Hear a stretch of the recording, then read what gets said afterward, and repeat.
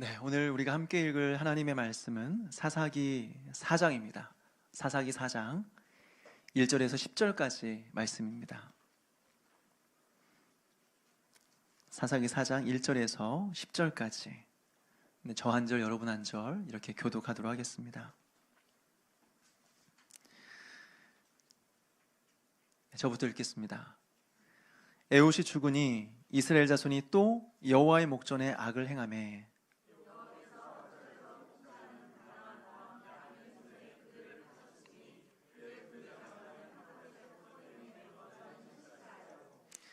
야빈 왕은 철병거 900대가 있어 20년 동안 이스라엘 자손을 심히 학대했으므로 이스라엘 자손이 여호와께 부르짖었더라.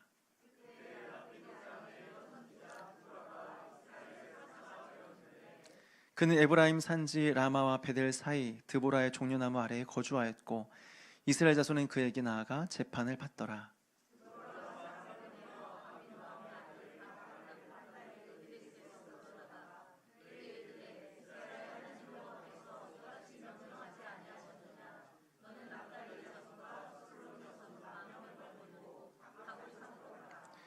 내가 야빈의 군대 장관 시스라와 그의 병거들과 그의 무리를 기손강으로 이끌어 내게 이르게 하고 그를 내 손에 넘겨주리라 하셨느니라.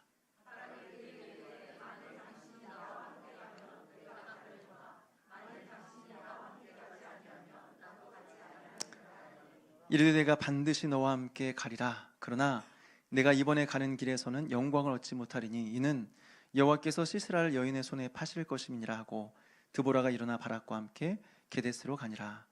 바락이 스불론과 납달리를 게데스로 부르니 10,000명이 그를 따라 올라가고 드보라도 그와 함께 올라가니라. 아멘. 제가 한번 기도하겠습니다. 하나님 아버지, 오늘도 하나님께서 이 수요일 밤 말씀 앞에 우리를 세우시고 이 시간 말씀을 듣게 해주심을 감사드립니다.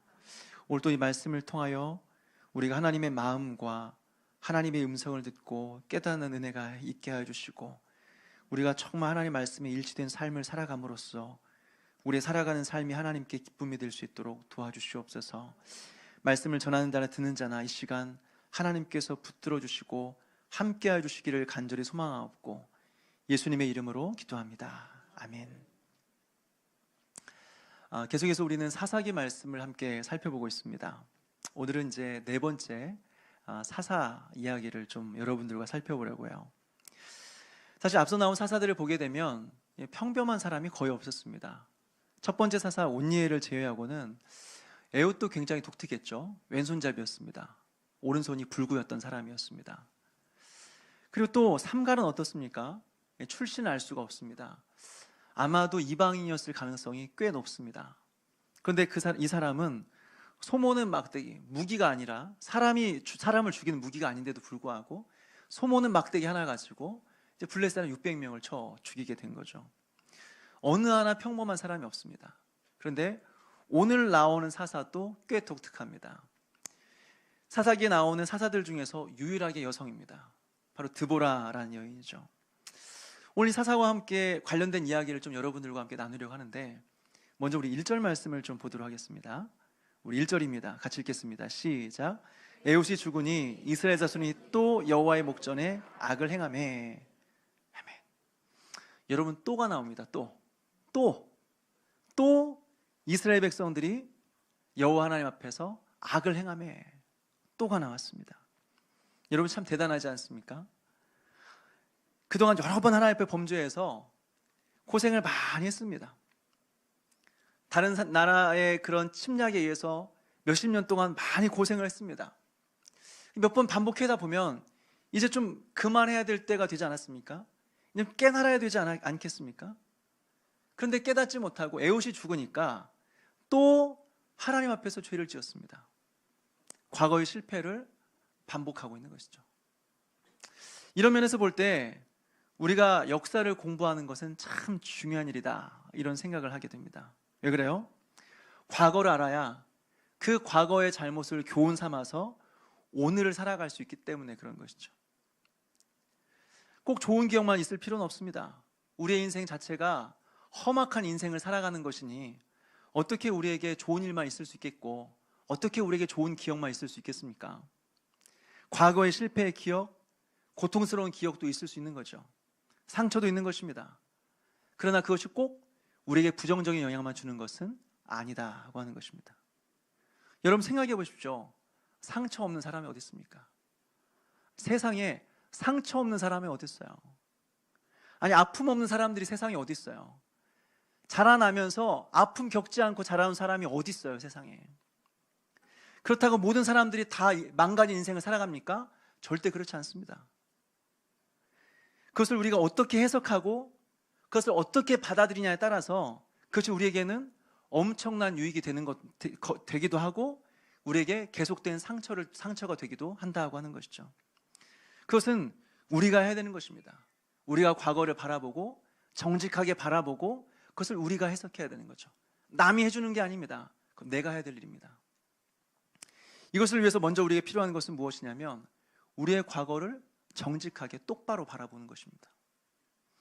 역사를 왜곡하는 민족치고 제대로 된 나 본 적 없습니다. 과거를 왜 덮습니까? 과거를 왜 왜곡합니까? 하나님께서 역사의 주관자 아닙니까? 영어로 히스토리, 이 역사가 히즈 스토리, 그분의 이야기 아닙니까? 그러면 하나님께서 과거 역사를 통해서 분명히 우리에게 주시고자 하는 메시지가 있는 것입니다. 그러니까 우리는 정직하게 과거를 돌아볼 필요가 있는 거예요. 그리고 배울 것은 배워야 되는 것입니다. 그리고 실패를 반복해서는 안 되는 것입니다. 이스라엘의 문제가 무엇이냐? 과거를 통해서 배우지를 못했다. 과거가 있는데 과거를 돌아보면서 배우지 못했다고 하는 것입니다. 그래서 또 범죄하는 것입니다. 또 잘못된 역사를 반복하는 것입니다.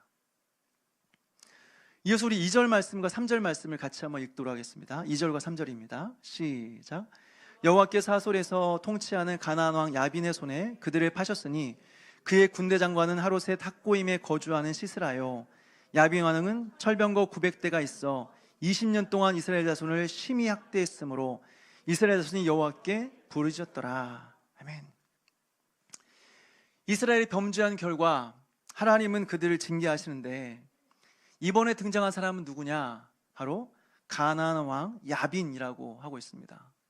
그리고 그와 함께 등장하는 사람이 있는데 바로 군대 장관 시스라, 이 두 사람이 나옵니다. 그런데 우리가 주목해보고 싶은 것은 이 두 사람이 아니라 철병거 900대입니다. 야빈 왕에게 철병거 900대가 있었다고 하는 것이죠. 예전에 저는 여러분들에게 이 청동기 문화와 철기 문화에 대해서 간단하게 설명을 드린 적이 있습니다. 가나안 족속들 안에 이미 철기 문화가 자리를 잡고 있었는데 재료가 청동기에서 철기로 넘어가면서 전쟁의 양상이 완전히 바뀌어 버렸습니다. 단순히 무기가 더 단단해졌다, 이런 수준을 완전히 뛰어넘는 것입니다. 전쟁의 방법, 양상, 패러다임 자체가 완전히 바뀌어 버린 것이죠. 특별히 그 중에 철병거가 등장한다고 했습니다. 철병거의 등장이 어떤 의미가 있을까요, 여러분? 그 당시에 전쟁이라고 한다면 보통은 보병 중심으로 이루어졌고요. 보병들이 옆으로 길게 이렇게 늘어져 있는 겁니다. 그리고 양쪽으로 길게 늘어져서 맨 앞줄에 있는 사람은 이제 방패를 들고 있는 거죠. 그러면 무리 중에 한 사람이 나와서 이제 양쪽에서 이제 길게 늘어서서 방패를 들고 서 있으면 양쪽에 한 사람씩 나와서 이제 싸움을 도두는 거죠. 그러면서 이제 서로 이제 전면전이 시작이 되는 것입니다. 그래서 어떻게 해요? 맨 앞줄에 있는 사람이 계속해서 한 손으로는 방패로 막고 한 손으로는 창이나 칼로 이렇게 찌르면서 접근하는 사람들을 계속해서 공격하는 것입니다. 진열을 유지하면서 공격하는 사람들을 찔러서 죽이는 것입니다. 그러면서 그 형태를 계속해서 유지한다고 한다면 이길 승산이 있는 것이죠. 그런데 철병거가 등장하면서 이런 형태가 완전히 바뀌어버립니다. 진열을 갖추고 가만히 서 있는 것이 아니라 이제 철병거들이 아주 빠른 속도로 돌진하게 됩니다. 철병거 앞에 굉장히 날카로운 무기를 달아놓고 그리고 뒤에서는 군인들이 철병거를 타고 그리고 빠른 속도로 달려드는 거죠. 그 빠른 속도, 그리고 엄청난 무게, 그리고 앞에 달려있는 그런 날카로운 무기 때문에 순식간에 그 진영에 돌진하여서 진영을 다 무너뜨리는 것입니다. 그러면 순식간에 적군들은 혼란에 빠지고 싸울 의지가 상실되는 것이죠. 다시 말해서 이 철병거의 등장으로 더 이상 이제 전쟁 자체가 게임이 안 된다고 하는 것입니다. 보병과 철병거는 싸움의 상대가 안 된다고 하는 것입니다. 그런데 가나안 왕 야빈에게는 이 철병거가 900대가 있다고 했습니다. 900대요. 그 병거가 서 있는 것만으로도 얼마나 이스라엘의 위협이 되겠습니까? 생각해 보십시오. 수많은 말들의 울음소리가 들립니다. 그리고 천지를 뒤흔드는 말발굽 소리가 들립니다. 그리고 햇빛에 반짝반짝반짝거리는 철병거들이 있습니다. 이것을 보면 싸울 의지가 있겠습니까? 그 철병거들이 압도되어서 아마 두려움에 벌벌 떨 거예요. 그래서 3절에 보니까 뭐라고 되어 있냐면 야빈 왕은 철병거 900대가 있어 20년 동안 이스라엘 자손을 심히 학대하였으므로 라고 말하고 있습니다. 여러분 20년입니다. 무슨 말이냐면 이 철병거 때문에 20년 동안 아무것도 못한 것입니다. 그 철병거를 보면서 20년 동안 계속해서 벌벌 떨고 있었던 것입니다. 전쟁에 대한 전의를 상실하고 다른 생각 전혀 해보지 못하고 야빈의 통치 안에서 20년 동안 익숙하게 살아왔습니다. 20년 동안, 긴 세월 동안요. 여러분 혹시 이것이 우리의 모습 아닌가요? 한번 크게 되어봤습니다. 한번 크게 실패해봤습니다. 그래서 이제는 더 이상 시도하지 않습니다. 더 이상 도전하지 않습니다. 더 이상 아무것도 하지 않습니다. 난 여자라서 안 돼. 나 나이가 들어서 안 돼. 나 학벌 안 돼서 안 돼. 나 우리 자녀 고3이라서 안 돼. 내 남편 안 돼. 다른 사람 다 돼도 내 남편 안 돼. 내 아이는 안 돼. 그러면서 실패를 운명처럼 살아가는 운명처럼 여기 살아가는 것이 우리의 모습이 아니냐고 하는 것이죠. 10년, 20년, 30년 이건 안 돼. 하나님이 도와주셔도 안 되는 거야 라고 생각하면서 혹시 우리가 그렇게 계속해서 살아가고 있는 것은 아닌가라고 하는 것이죠. 여러분 이것이 인내입니까? 이렇게 10년, 20년, 30년, 40년 살아가는 게 인내입니까? 여러분 이것이 믿음입니까? 아무것도 아니에요. 이것은 아무것도 아닙니다. 이 사람들에게는 고통 이외에 아무런 의미가 없습니다. 힘든 것 위에는 이 사람들에게는 아무런 일도 일어나지 않습니다. 그런데 여기서 이스라엘 백성들이 딱 한 가지 잘한 게 있었습니다. 실패를 운명처럼 여기면서 이것이 우리의 운명인가 보다 살아가고 있었는데 그래도 딱 한 가지 잘한 게 있었습니다. 뭐냐면 여호와 하나님 앞에 부르짖었다고 하는 것이죠.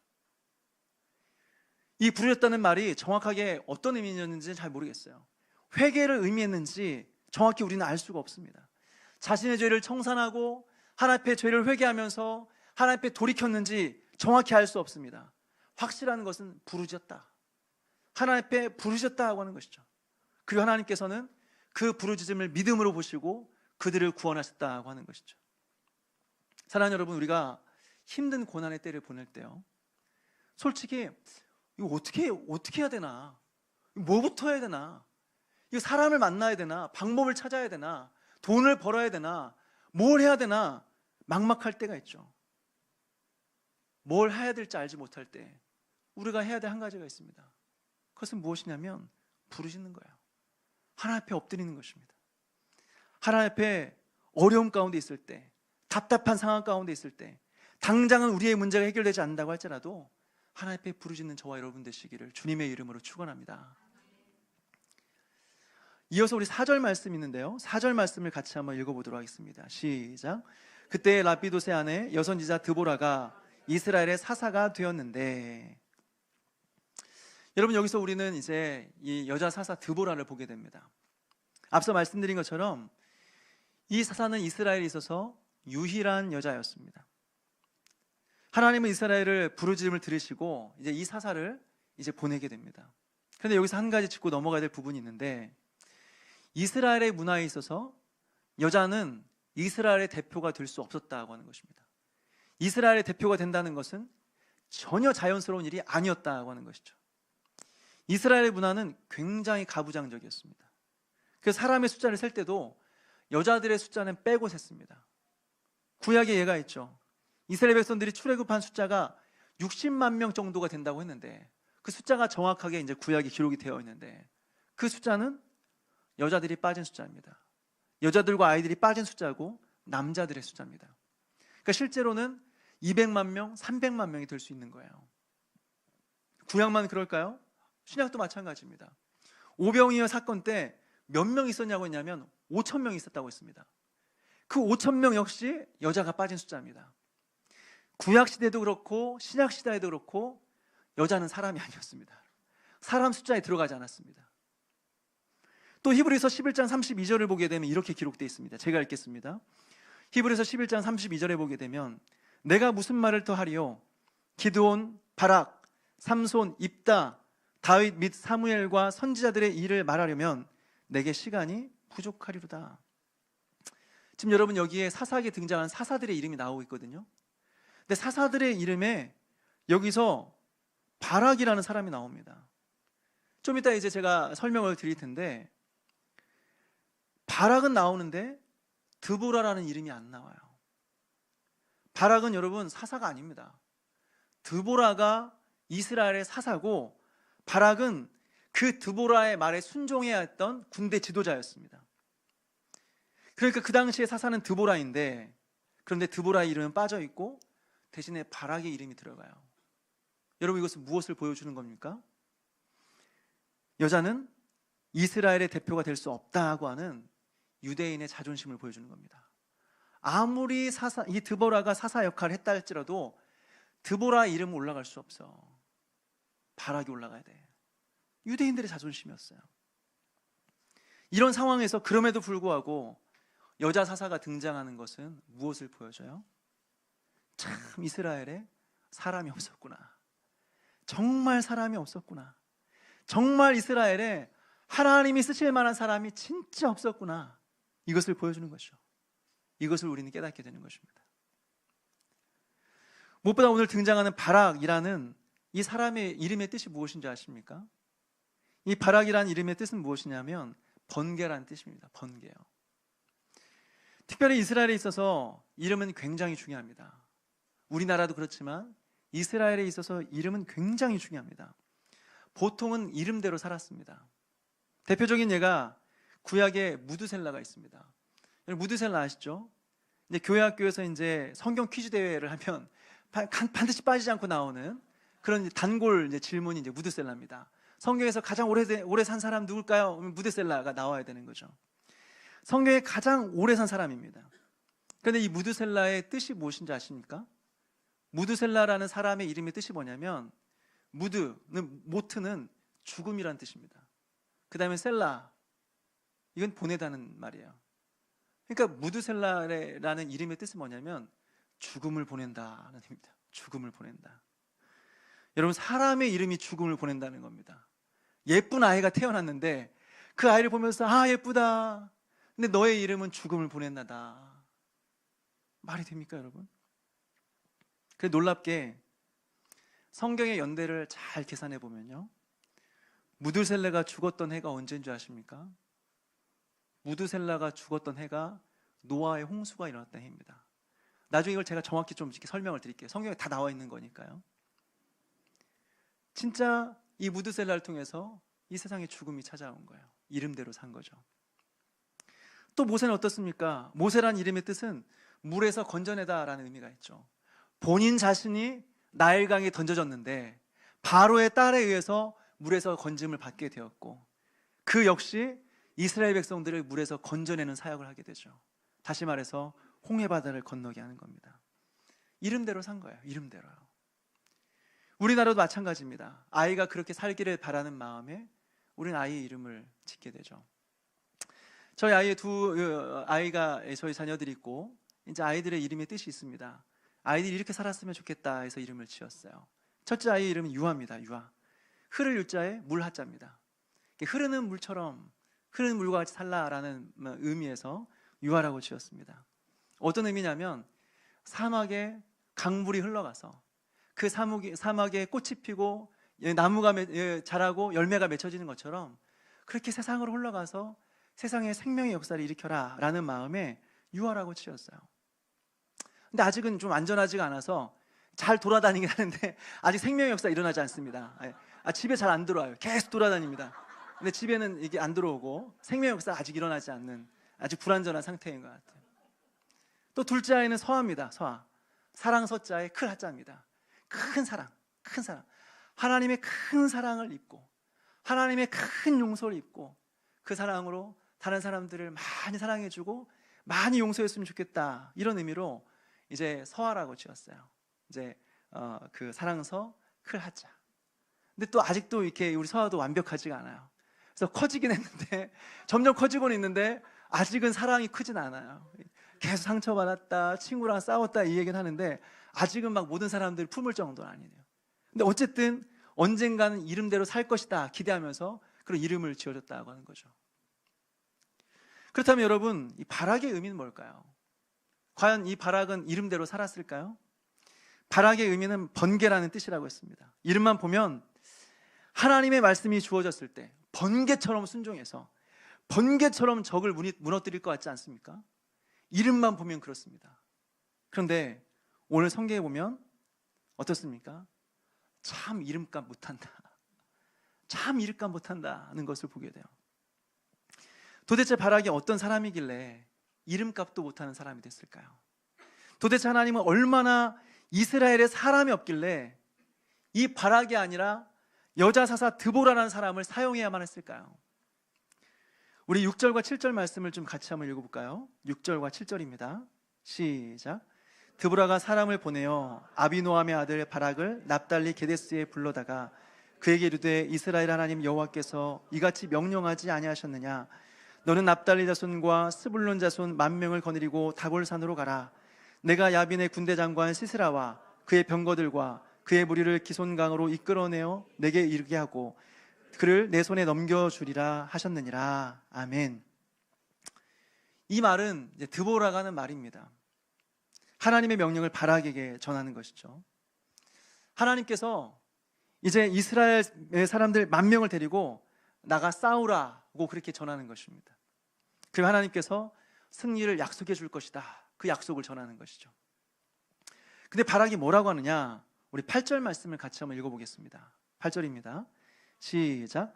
바락이 그에게 이르되 만일 당신이 나와 함께 가면 내가 가려니와 만일 당신이 나와 함께 가지 아니하면 나도 가지 아니하겠노라 하니. 아멘.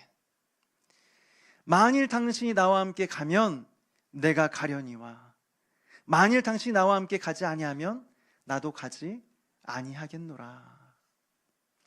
여러분, 지금 이 말이 지금 성경에 기록되어 있고 개역 개정으로 번역이 되어서 이 말이 굉장히 우리에게 지금 고상하게 들리고 있습니다. 근데 여러분, 이 말을 풀어보면 이런 말입니다. 너 안 가면 나도 안 가. 너 안 가면 나도 안 갈래, 이 말입니다. 너 수예배 안 가면 나도 안 갈 거야. 너 주일 예배 안 가면 나도 안 가. 지금 이 말 하고 있는 겁니다, 여러분. 굉장히 유치한 말이죠. 지금 이 상황에서 할 말입니까, 여러분? 무엇보다 지금 이 전쟁을 앞두고 있는 상황에서 사람이 없고 여자 혼자 지도자로 서 있는데 남자 군대 지도자에게 10,000명을 데리고 나가 싸워라, 하나님께서 함께 하시고 승리하게 하실 것이다 했는데 너 안 가면 나도 안 가. 지금 이게 할 소리입니까, 여러분? 이걸 보면 야, 진짜 이스라엘 사람 없구나, 진짜 하나님의 쓰실 사람이 없구나, 진짜 인물 없네, 우리가 이것을 깨닫게 되는 것이죠. 이에 대한 드보라의 답변이 무엇이냐면 9절 말씀입니다. 9절 말씀 같이 한번 읽겠습니다. 시작. 이르되 내가 반드시 너와 함께 가리라. 그러나 내가 이번에 가는 길에서는 영광을 얻지 못하리니 이는 여호와께서 시스라를 여인의 손에 파실 것임이니라 하고 드보라가 일어나 바락과 함께 기데스로 가니라. 아멘. 무슨 말일까요? 내가 해줄게, 내가 갈게, 내가 반드시 갈게. 그런데 너는 그 싸움에서 영광을 얻지는 못할 거야. 내가 같이는 가겠지만 너는 영광을 얻지는 못할 거야 라고 말합니다. 여러분, 전쟁에서 장수의 영광이라는 것이 무엇일까요? 싸움에 나가서 장수의 영광은요, 적장을 쳐 죽이는 것입니다. 적의 장군을 내 손으로 죽이는 것입니다. 이것이 장수의 영광이죠. 전쟁에나 싸우는 장수의 영광인 것입니다. 그런데 전쟁에 나가 싸우지만 적군의 장수는 쳐 죽이지 못한다. 적군의 장수는 힘없는 여인이 죽일 것이다. 이것이 바로 드보라의 말인 것입니다. 여러분, 왜 그럴까요? 그래도 여러분 생각해보면 본문을 보게 되면 나가긴 나갔잖아요. 전쟁에 나갔잖아요. 너 안 가면 나도 안 가 했지만 어쨌든 결론적으로 나갔잖아요. 그런데 왜 바락이 이런 결과를 맞이하게 될까요? 왜 드보라는 이런 말을 하게 되는 것일까요? 여기서 나갔다 안 나갔다 이것보다 더 중요한 부분이 있습니다. 바락의 잘못이 무엇이냐, 이것을 보고 싶은 거죠. 첫째는 여호와 하나님의 명령에 불순종한 것입니다. 6절에 말합니다. 이스라엘 하나님 여호와께서 이같이 명령하지 아니하셨느냐. 이것은 지금 드보라의 말이 아닙니다. 드보라가 지금 부탁을 하고 있는 게 아닙니다. 하나님의 명령을 전하고 있는 것입니다. 여호와 하나님의 명령을 선포하고 있는 것입니다. 그런데 그 명령 앞에서 그 이름과 같이 번개처럼 순종하지 않았다고 하는 것이죠. 왜 그랬을까요? 이것이 바로 두 번째 바락의 잘못인데요, 바로 하나님의 약속을 믿지 않은 것입니다. 약속을 믿지 않았다고 하는 것이죠. 7절에 보니까 뭐라고 되어 있냐면, 내가 야빈의 군대 장관 시스라와 그의 병거들과 그의 무리를 기손강으로 이끌어 내게 이르게 하고 그를 내 손에 넘겨주리라 하셨느니라. 내가 그들을 내 손에 넘겨줄게. 하나님께서 약속하신 것입니다. 승리를 약속하신 것입니다. 근데 바락은 왜 가져 않았어요? 그 약속을 믿지 않은 것입니다. 하나님의 약속을 믿지 않았습니다. 여기서 우리는 믿음의 대상이 무엇인지를 생각하게 되죠. 여러분은 무엇을 믿습니까? 밥 먹다가 떠오르는 생각을 우리는 믿는 것이 아닙니다. 어디서 주워들은 이야기를 우리는 믿는 것이 아닌 것입니다. 유튜브 방송에 나오는 개똥철학을 우리는 믿지 않습니다. 성경에 기록된 하나님의 말씀을 믿는 것이죠. 왜 우리가 예수 그리스도를 믿습니까? 왜 예수님을 믿어야 됩니까? 성경에 오직 예수 그리스도를 믿음으로만 구원받을 수 있다고 성경에 기록되어 있기 때문에, 성경이 약속하고 있기 때문에 우리는 예수 그리스도를 믿는 것입니다. 이것이 하나님의 말씀이기 때문에 그렇습니다. 그래서 베드로는 말하는 것입니다. 그러므로 모든 육체는 풀과 같고 그 모든 영광은 풀의 꽃과 같으니 풀은 마르고 꽃은 시드되 오직 주의 말씀은 세세토록 있도다. 변하지 않는 하나님의 약속의 말씀인 것입니다. 하나님의 말씀은 결코 변하지 않고 말씀하셨으면 반드시 이루어지는 것입니다. 변하지 않는 하나님의 약속의 말씀이 있기에 우리는 그 약속을 믿는 것이죠. 그래서 믿는다고 하는 것은 하나님의 약속을 믿는다는 말과 동일한 말입니다. 믿음은 하나님의 약속을 믿는 것입니다. 여러분, 바락이 가긴 갔습니다. 안 간 것이 아닙니다. 그러나 하나님 보시기에는 안 간 겁니다. 왜요? 하나님 약속을 믿지 않았으니까. 하나님 명령에 온전히 순종한 것이 아니니까. 정확히 말하자면 바락은 하나님 말씀에 순종해서 간 것이 아니라 사람을 따라서 갔습니다. 말씀 따라간 것이 아니라 드보라 따라갔습니다. 이와 동일한 장면이 창세기 12장에 또 나오는데요, 바로 아브라함과 롯이죠. 하나님은 아브라함에게 찾아오셔서 땅과 자손과 복을 약속하셨습니다. 아브라함은 그 약속의 말씀을 붙잡고 그 말씀을 따라갔다고 나옵니다. 창세기 12장 4절에 아브라함이 여호와의 말씀을 들어가긴 했지만 삶의 내용은 완전히 달랐습니다. 똑같이 가나안 땅에 입성하기는 했지만 전혀 다른 결말을 맞이하게 되었다고 하는 거죠. 바락이 그랬습니다. 바락이 어쨌든 그 말씀을 듣고 전쟁에 나가긴 했지만 말씀을 따라간 드보라와 드보라를 따라간 바락과는 전혀 다른 결말을 맺었다고 하는 것이죠. 그래서 어떻게 되었습니까? 전쟁에 나가서 수고는 했겠죠. 전쟁에 나갔으니 얼마나 힘들었겠어요. 힘들게 수고는 했지만 영광은 얻지 못했습니다. 힘들게 나와서 싸움에서 애를 썼지만 중요한 영광은 스스로 취하지 못했다고 하는 거죠. 고생은 고생대로 하고 아무런 결과는 없었다고 하는 것입니다. 왜 그럴까요? 순종은 했지만 진짜 순종은 아니었다. 다시 말해서 반쪽짜리 순종이었다. 반쪽짜리 순종이었기 때문에 그 결과 영광을 취하지 못했다고 하는 것이죠.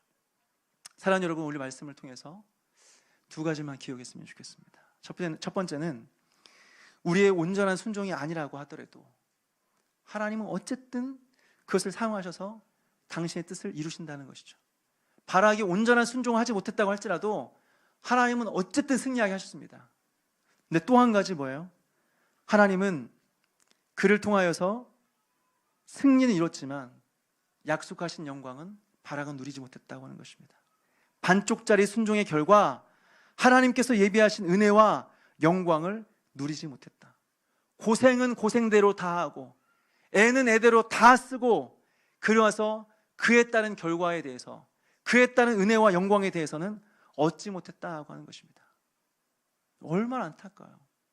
이것이 바로 반쪽짜리 순종의 결과라고 하는 것이죠. 사랑하는 여러분, 우리가 어차피 해야 될 일이라고 한다면, 어차피 해야 되는 일이라고 우리가 생각이 든다면, 어차피 순종해야 된다고 한다면 우리가 빨리 기쁨으로 순종할 수 있었으면 좋겠습니다.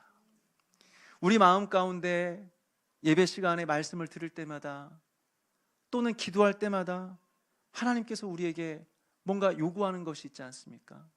우리의 마음을 두드리면서 이제 해야 되는데, 이제는 순종해야 되는데, 이제는 결단해야 되는데, 이런 내용들이 있지 않습니까? 어떤 사람들에게는 새벽 예배 가야 되는데, 새벽 예배 나가면 이제 내 하루가 망가질 것 같고, 기도해야 되는데 마음속에 있는데 결단을 못하고 있고, 이제는 내가 용서를 해야 되는데, 관계를 좀 풀어야 되는데, 근데 먼저 찾아가기에는 자존심이 상하고 못하고 있고, 뭔가 다른 사람들에게 내가 가지고 있는 걸 베풀어야 되는데 이거 주면은 내가 가난해질 것 같고 힘들 것 같으니까 주지 못하고 붙잡고 있는 그런 것들이 있지 않습니까? 여러분, 어차피 순종해야 할 일이라고 한다면 여러분 기쁨으로 순종하십시오. 하나님께서는 온전한 순종을 받으십니다. 반쪽짜리 순종 받지 않으십니다. 하나님도 우리를 간 보면서 계산하면서 우리를 사랑하지 않으셨습니다. 하나님 우리를 사랑하시기 위해서 자신을 다 주셨습니다. 하나님께서 우리를 구원하시기 위해서 자신의 아들을 내어주셨습니다. 모든 걸 주셨습니다. 그 모든 걸 받은 우리가 하나님 앞에 드릴 때 계산하고 있다고 하면 얼마나 하나님 마음이 안 좋으실까요? 우리도 기꺼이 아낌없이 계산하지 않고 온전한 순종으로 주 앞에 드려야 될 것을 기쁨으로 드리는 저와 여러분 되시기를 주님의 이름으로 축원합니다. 반쪽짜리 순종이 아닙니다. 온전한 순종입니다. 그 순종하며 믿음으로 살아가기를 주님의 이름으로 축원합니다. 아멘.